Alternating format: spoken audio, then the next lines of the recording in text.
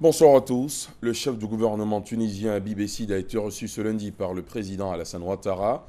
Habib Essid est à Abidjan depuis hier pour renforcer les liens de coopération entre Tunis et Yamoussoukro. Avec le chef de l'État ivoirien, il a évoqué les nouveaux domaines de coopération que son pays pourrait explorer avec la Côte d'Ivoire. Vous l'entendrez dans le 20h. Autre pays du Maghreb qui entretient également une belle coopération avec Abidjan, l'Égypte. Le président de la Chambre des représentants du pays, Ali Abdel Al, est à Abidjan. Le chef du Parlement égyptien a été accueilli par son homologue ivoirien Guillaume Kikbafori Soro. Ali Abdel Al est l'invité de la première session ordinaire de l'Assemblée nationale ivoirienne. 24 heures après le décès de Papa Wemba, une délégation congolaise est arrivée à Abidjan ce lundi.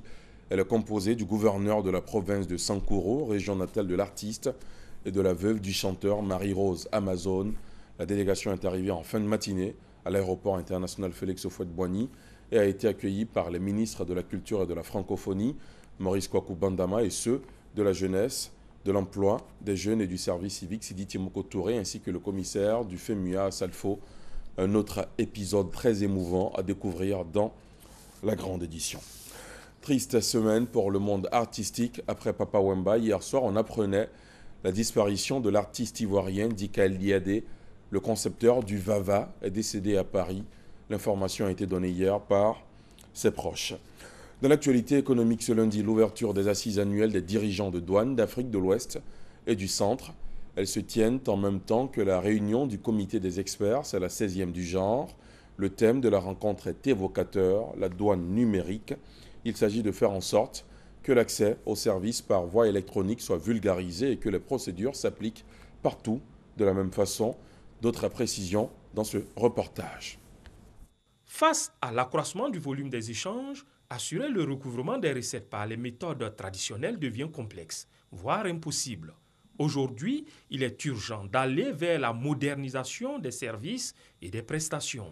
Voilà l'objectif des assises de la communauté douanière africaine dont les travaux ont démarré ce lundi par la 16e réunion du comité des experts. L'enjeu de cette importante réunion est de préparer et de faciliter la tenue de la conférence des directeurs généraux des douanes. Cette conférence des directeurs généraux, la 21e, met le numérique au cœur des réflexions. Il s'agit d'informatiser les outils de recouvrement et d'interconnecter les différents systèmes de la région Afrique. Sur ce chantier, l'administration douanière ivoirienne assure un véritable leadership.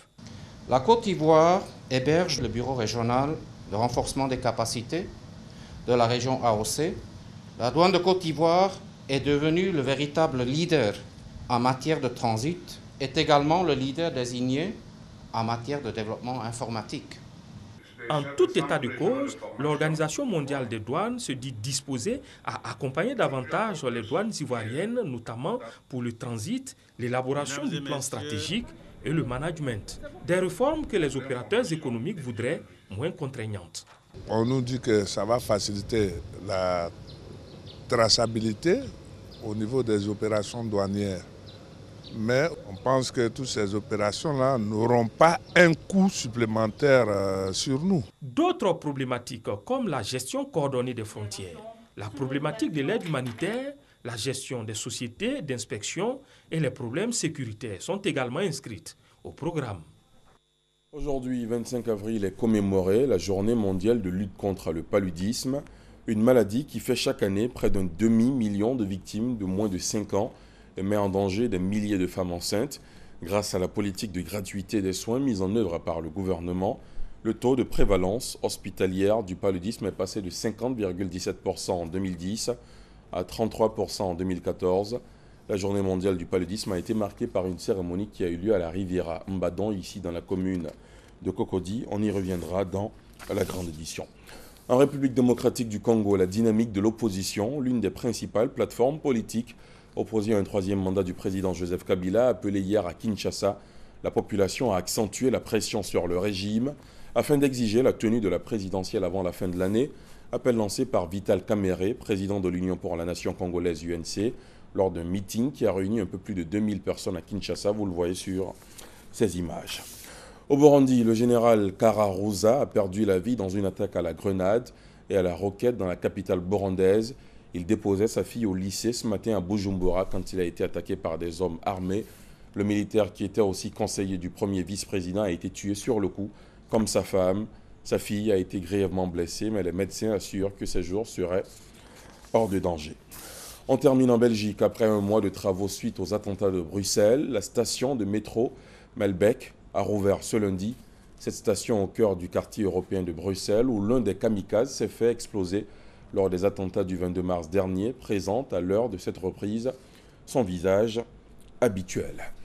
Fin de ce flash, merci de l'avoir suivi. L'info revient à 20h. À tout à l'heure.